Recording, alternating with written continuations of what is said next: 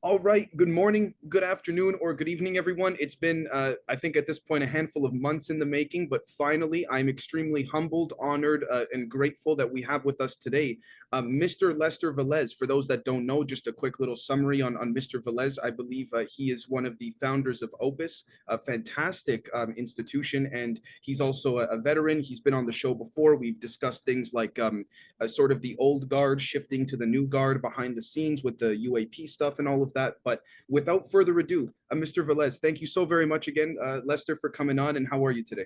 Oh, great. Thank you very much for having me, Dave. I, uh, I enjoyed some of our previous chats, and so I was looking forward to this very much. I appreciate it so much. Well, I did want to, without diving in to, I guess, personally, if you will, I remember the last time we spoke, I've gained a lot of new subscribers on the public side and members on the other side that probably did not see our last conversation. Would you be Mhm. willing to explain the situation that you claim someone had claimed to have seen you on a craft, as well as the Polaroid picture with the bubble? I think that's very compelling. Oh, yeah. Yeah, the orb. That Right. was a very interesting shot.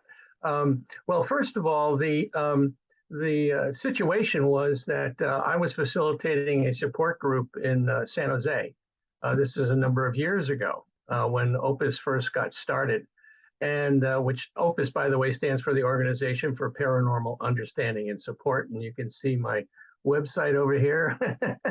um, anyway, yeah, so people were talking, and at the end of the meeting, this person comes up to me and said, "I've seen you before." And I said, "Really, at a UFO conference?" And said, "No, no, no.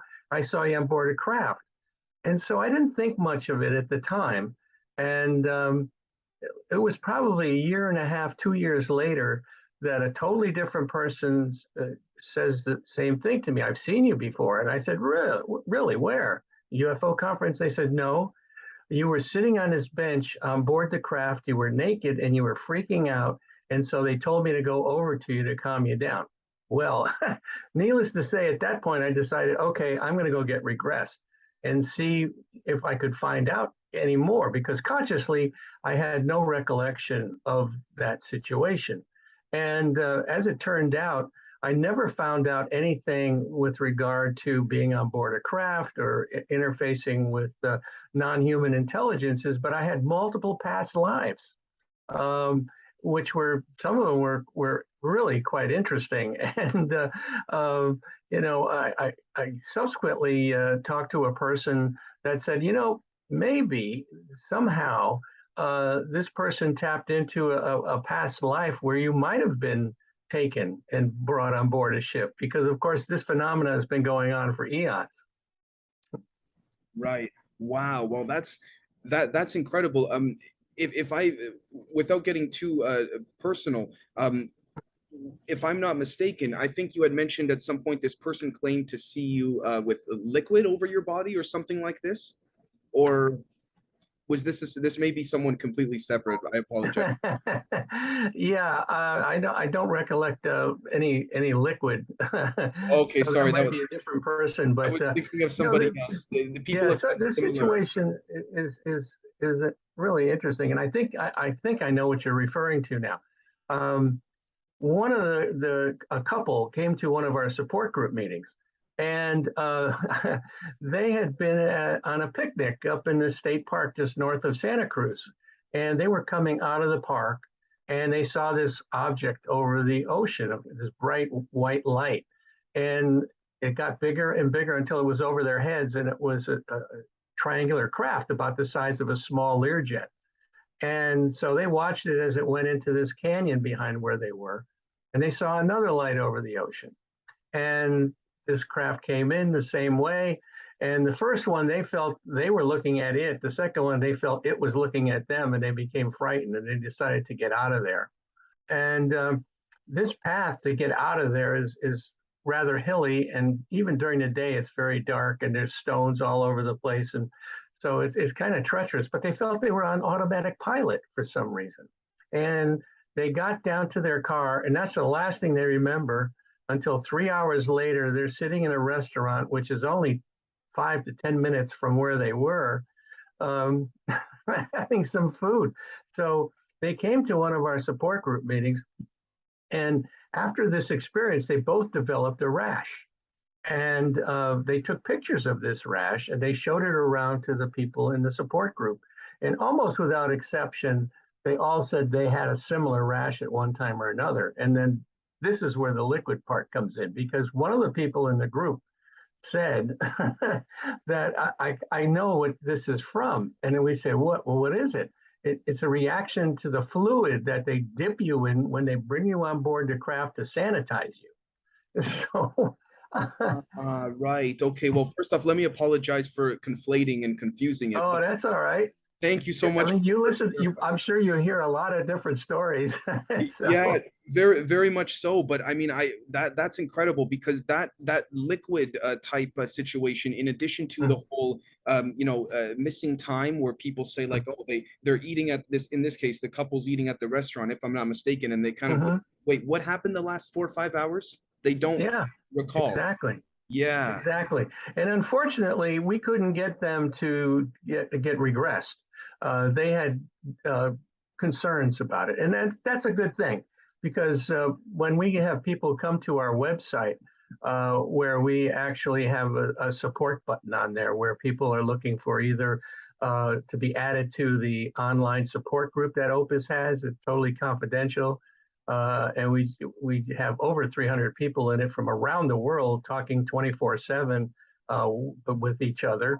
And then we also have a referral list of hypnotherapists and mental health practitioners.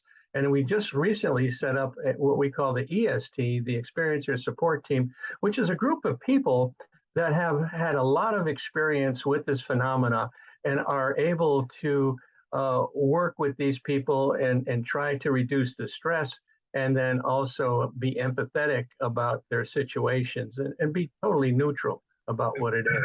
I want Uh, to say, Lester, this is your group is a fantastic group. I'm not just saying that because you're here, but I want to say to the audience as well, Lester and what they do at Opus. I've dabbled around and checked it out and what have you. They do nothing but incredible, benevolent work to engage and make everyone feel as though their experience is not something of a heretic hallucination, but genuinely something that maybe whether energy or technology we don't understand. Forgive me for interrupting, but no, not at all. I mean, that's good. I appreciate what you just said. That's fantastic. One of the things too that people have asked me in the past. He says, "Well, these people might have a psychopathology." Well, it may be some rare cases that's the case.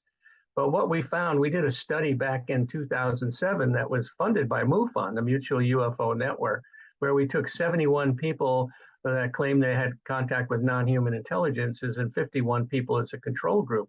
And we found out, based on this study, that these people did not have a psychopathology. They were also not fantasy prone, which a lot of debunkers like to throw out there, like Susan Clancy, I believe she talks about that. And so it's that people are having an experience, and what it is the big question. Is it extraterrestrial? Is it interdimensional? Is it time travel? Is it the military? Well, I think it can be all the above, right. whatever you can possibly think of.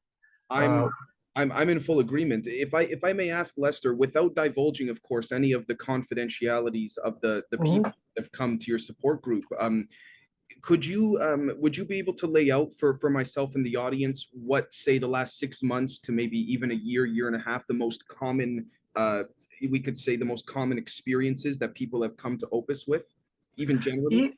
Yeah, and again, a lot of it has to do with being in a bedroom at night, um, having these entities enter their bedroom, and it's interesting. It's usually in threes. These entities come in threes. I don't know exactly why. Maybe they're afraid of us, which they should be. They should be afraid of us because I've heard stories where a person grabbed a hold of a gray, a small gray, and ripped his arm off. I was So going to say, speaking to that point, Lester, have you ever, I'm sure you have, but I bring up the question generally. I think a lot of people, and I'm not saying I'm right or wrong, but just to pursue an idea here, a lot of people don't realize that they're observing us. You see what I mean? It's Hmm. we're not observing them. So clearly there's something about us that we may not know about ourselves that they are observing and trying to whether understand, potentially in a malevolent fashion, maybe harvest, but you know what I mean. Yeah. No, I mean, I think there's multiple possibilities as to what's going on. I throw out one thing where this is a training uh, exercise where generation upon generation, as the youngsters come to be, that they have to be taken and shown that, we're not at the top of the food chain. So they're coming and saying, okay, now take a look at this person. I have to be careful because they could lash out, and they go through this process. And so, because people have said, time and time again that, well, if they're so smart, why do they need to keep coming? Well, I think the bottom line is that it's a training type of a exercise. And then also, it could be an ongoing thing, when you talk about hybridization process and why are they doing that? And collecting sperm and eggs, from us. Uh, there's so many possibilities. I think that you have a couple of schools of thought that one school says they're all bad, the other school says that they're all good guys. And I think we have a situation where it's both. You Right. have good ones and you have bad ones. And then it's not just by species being bad or good, but even within the species, you have good ones and you have bad ones. I couldn't agree more. I liken it to, for example, I just this is the first thing that comes to mind to me personally, and I do not mean to liken it to the fact that anything non-human is malevolent at all, but this Mhm. idea of sort of like the five families of New York, so to speak. They all have Yeah, the same overarching goal, but within each family, there's factions within factions, there's friendships within friendships, it keeps going. exactly. Right, Exactly. right. That's a good analogy. And so we have people that have different experiences. It may not be a bedroom experience. It's daylight, and or they're driving a car, or they're in their backyard, and during the day, it doesn't have to be at night. Right. uh, it's wide ranging as far as the types of experiences. And I wrote a book this past year called "The Unknown Other and the Existential Proposition of Alien Contact." And within there, I have about 25 stories from people that are in the support group that have told their stories about their experiences. And some of them are absolutely blow your mind. Are any of them, um, if I may ask, and I wanted to ask both, we could say, I wanted to ask about the extremities on both ends of the spectrum, if you may speak on that, in terms of the most, we could say, maybe malevolent experience, or the most uncomfortable, and the most mhm. beautiful or peaceful, if you could. Yeah. Oh, well, the most malevolent type of a situation is where the person has been subjected to major intrusion into their body with various instruments. This seems to be one that can also leave scars on the person's body, and but the real trauma is basically PTSD afterwards, where they've been shocked to such an extent that they have PTSD. And one of the things that we found in working with therapists, we did a study, the omega-4 study, first phase, we just completed. And what these people that have had those experiences are looking for is someone to reduce the stress, number one. Number two, they want an empathetic ear, someone that's going to be neutral, listening well to what's going on. So those are like the two major factors that go on. And then as far as the, positive thing, there's people that are in telepathic communication. Uh, they've been taken to places not of this earth, certain types of realms that are beautiful. They're given information that unfortunately a lot of them forget after they've been told. and but it turns out to be a beautiful experience for them. They feel very this loving nature coming back at them. And I mean, I've even had people talk about the reptoids. A lot of people say that they're the bad guys. Well, I had situations where a woman was in love with one. They had a wonderful relationship. Um, Right. again, it's even within a particular species, it can be a positive experience. I agree as well. Actually, someone had told me off the record, someone within the Department of Defense, actually, they said to me, they go, Dave, to our knowledge, there are a handful of these reptoids that are actually very peaceful, but they don't have a good name right now. Yeah. And the same person said to me, he goes, Dave, they're even the what you guys call the Zeta reticulans. There are some Mhm. that are actually either benevolent, friendly, or Mhm. just neutral, indifferent, but Mhm. they don't leave their quote unquote quadrant, if you will, because they have a bad name in the cosmic neighborhood.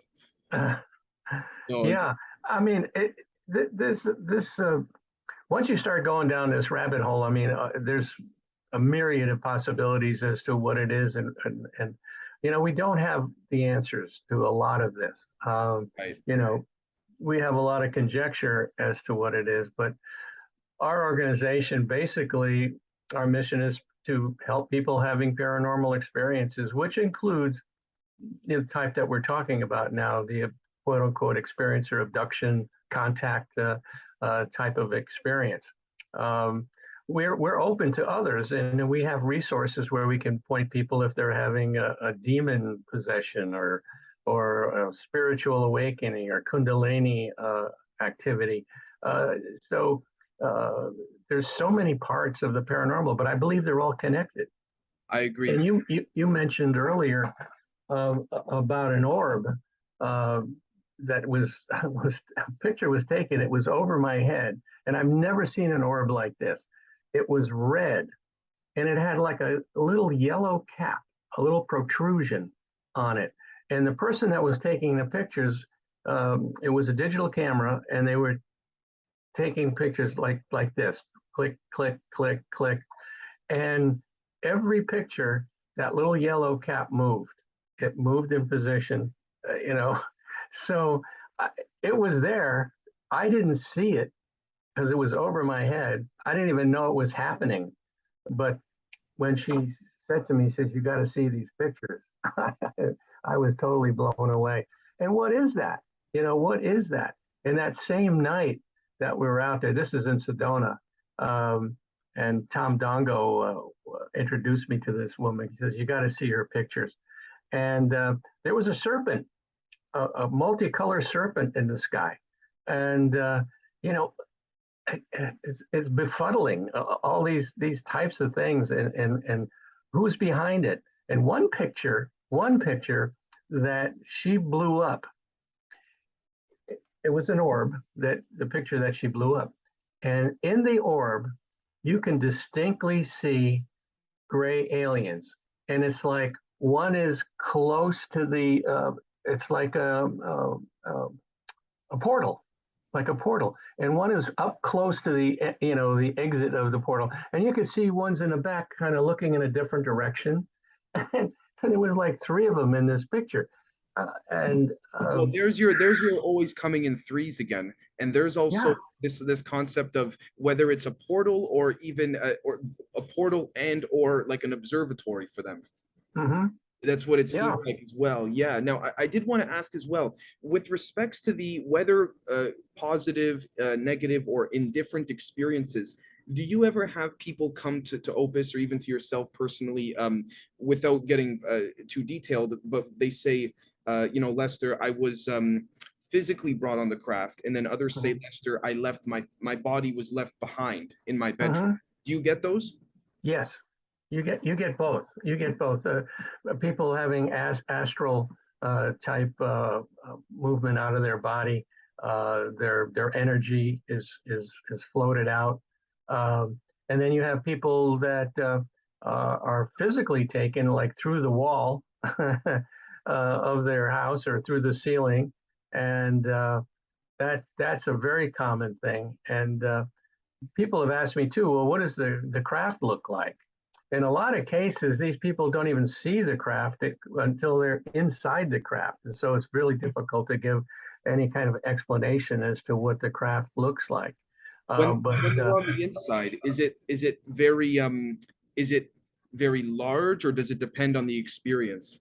It looks large, and based on, again, observations that have been done where somebody did actually see it from being outside of it, it looked like 30 to 40 feet in diameter, and then when they got inside it looked massive, and and very much the same. I mean, rounded walls, very white. The descriptions are very similar.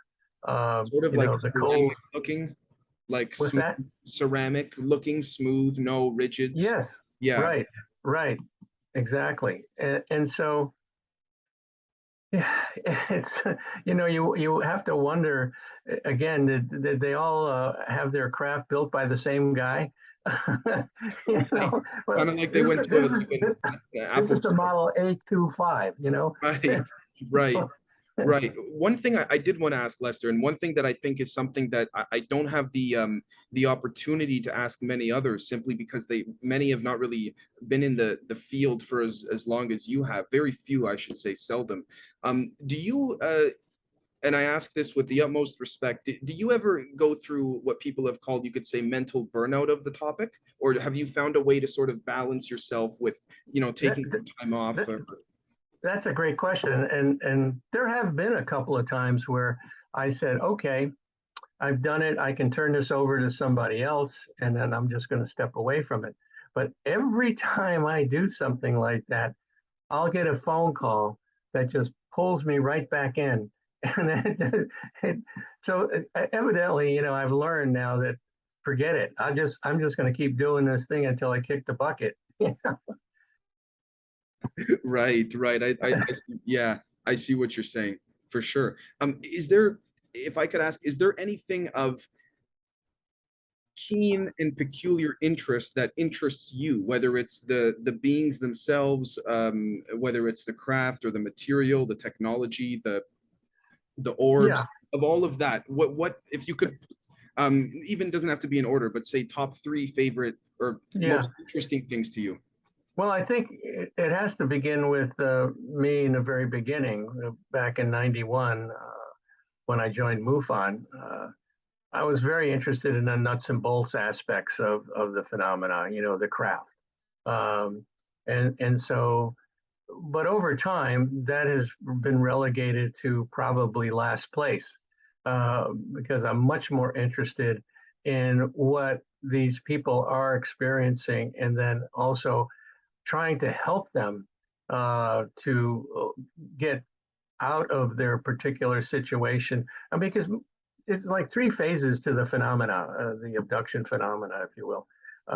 You have the first phase, which is quite upsetting and uh, causes people stress, high levels of stress, and then they go through a period of time where they come to accept what's going on and are more comfortable with the whole process.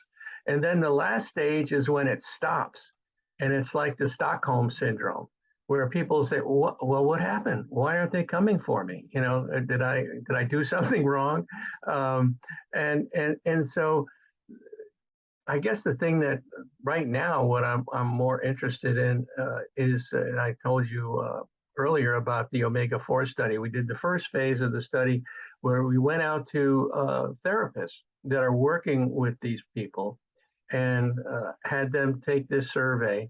And actually, the phase one of the omega-4 is on our website if you go into the document section. And it's quite telling as far as what we've found. Most of these people that have had experiences, the number one thing that they all talk about are the grays. And and I think it's like, and it seems like every race, other race utilizes grays. It's like there's a supermarket out there in the universe where they all go and pick up a gray, and okay, you guys go in there and bring us the human because we don't want to get near them. And so, but the second thing that the therapist told us is that people talk about orbs. That seems to be the number two thing that people are looking for. The number three thing is interdimensional type events, and then the fourth thing is poltergeist activity. And once again, I believe this is all connected in some way, shape, or form. So anyway, I don't know if I really answered your question, but I Oh, you did. That's fantastic. Thank you. With that said, do you find that there's some more of a connection to the mind and the brain and the consciousness, whatever that means, compared to the nuts and or the tangible, the material? Mhm. Yeah, I was listening to a interview that Gary Nolan did the other day, and it was quite telling. And he said something, and I'm trying to find my notes here real quick. Oh, here you go. He says it could be a form of consciousness and being non-material that is going on. And by the way, Gary is an experiencer. He's had experiences, and this is why he's very much interested in this whole phenomenon. And he said that the Wilson memo is absolutely true. Um, so we we have. I mean, this interview was just mind blowing because I've never heard him be that forthright and One thing, if I may say, that I forgot the source. So just to be clear, I know that people have come out and said this, but I don't want to attribute it to one person or one document. But I know Gary Nolan has brought this up in the past too. This idea that the same way and I don't mean to make this sound negative, but the same way a scientist goes into their lab and they have the lab rats in a cage and they take their Mhm. glove and they reach into the cage and they go, and sometimes the rat bites and they go, oh crap, it bit me. It's in some cases I find it interesting that it's been hypothesized that's what some of the craft are. But interestingly enough, what I found interesting too is that many have said that it's impossible from unless you're up close to it to differentiate between something reaching in, so to speak, a hologram and or Mhm. actual nuts and bolts craft. Have you heard anything similar? Not really. But the consciousness thing is seems to be really a predominant theme these days. Yeah. That we just we don't we're trying to grasp what this is all about, and now they're talking about consciousness being a factor, and that these things are not necessarily material, they're non-material, and so then that leads to, oh, so is this a hologram of some sort? Is this some other type of technology that we don't understand that they're capable of, or is it interdimensional and they're able to cross dimensions and come through portals. Uh, if if I may ask, with the utmost respect, do any of these theories, and I ask this because I've spoken to people in previous days where they've said to me both on and off the record, they go, Dave, some of these theories actually, I don't like to think of them because they bother me. So if I huh, may ask you personally, Lester, do hmm. any of these theories bother you per se, or are you kind of more like bring it on? I'm good for whatever. Yeah, I think that people have asked me why am I doing this, uh, and it's like I've been put on this path for whatever reason because it started when I was 11 years old and I saw a craft and it scared the hell out of me, and I started to read about UFOs. This goes back to George Adamski days when I started picking up books, and so um, it I'm very much interested in it, and in now in later times, because originally it was just nuts and bolts for me. Now it's this phenomena, and what does it really mean? And my latest theory is that we've all had experiences, every one of us, whether we consciously recollect it or not. And I guess think of myself when that person said they see me on board the craft, or two people said that, and I don't have a recollection of it. Um, you know, is it because they've been able to bury it in me for whatever reason? But then again, I'm doing this job, so maybe they want me to keep doing this, what I'm doing, whoever they are, and to help people. And so it's a desensitization process, I think, that's going on with the planet right now, and that they're going to eventually um, have a reach critical mass, and there'll be so many people that are aware of this thing that when they show up on the White House lawn, everybody's going to say, "Oh, sure, we knew that." Right, right. Yeah, no, I see what you mean. There's this process of it's kind of like I said this on a live stream a little while ago. If you're and I don't mean this in a good nor negative way, but if you're, say, the head of the CIA, for example, and your people come to you and they say, okay, Lester, sir, we have give or take 15 years before we have no choice. These things are going to come for whatever you want to call it, an ascension period, or for whatever something grander than us is occurring. We basically have anywhere from 5, maybe if we're lucky, to 20 years to undo what's been alleged as, in this quote unquote cycle, 13,000 years of suppression, allegedly. You know what I mean? And I claim to have the answer to that. But we see now, for example, like there are more articles in the science, physics, space journals that are uncovering more mysterious things in the last week than there has been in the last 10 years. So Yeah, and I've seen it. I have a news feed that feeds me a lot of these science revelations. Consciousness in quantum physics. The correlation there, and I mean, it is amazing. It is amazing, and I think what this points to is the fact that we are coming, closer and closer to these two ends meeting, and uh, not being able to bury it anymore. It's just so much information that's coming out that supports this that you just can't, bury it anymore. right, it's getting to the point now where it simply cannot be hidden or Right. even suppressed, or people cannot make these swamp gas won't pass anymore. Right. Yeah, right, right. That's Uh, right. right. Well, Lester, with that said, I want to thank you, sir, so very much from the bottom of my heart for coming on. But if you could please tell my audience about your books, about Yeah. Opus, where you can be found and everything, it's an honor. Sure. Oh, thank you very much. I appreciate it. And thank you for having me, Dave. Well, first of all, our website is opusnetwork.org, which you can see behind me here. And we have ability to help people that are having these types of experiences, whether or not you're looking for a therapist, a hypnotherapist, being put into an online confidential support group, or having a member of our team to talk to directly, which is something that we've just initiated recently. And I think these people have had, some of them have had experiences themselves, but others have had a lot of background in working with people like this. And then last year, I wrote a book called The Unknown Other and the Existential Proposition of Alien Contact. And it's a book that covers a lot of the territory as far as hybridization, implants, electromagnetic effects on the person's body, certainly the background on how Opus got started and what we did.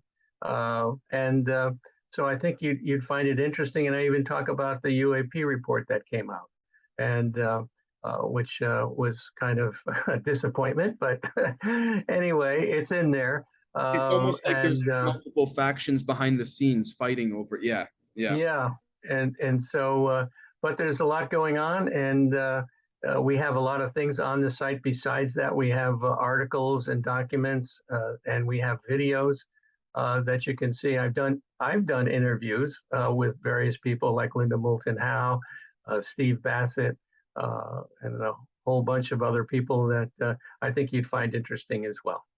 Well, Lester, I want to thank you so very much again, sir, for coming on. And to the audience, please, please, please check out. I highly recommend checking out Lester's work, whether it's his books rather, whether it's his interviews, or whether it's the support group. Nothing but friendly, benevolent, beautiful people there. So, Lester, thank you again for coming on. And to the audience, we'll catch you all next time.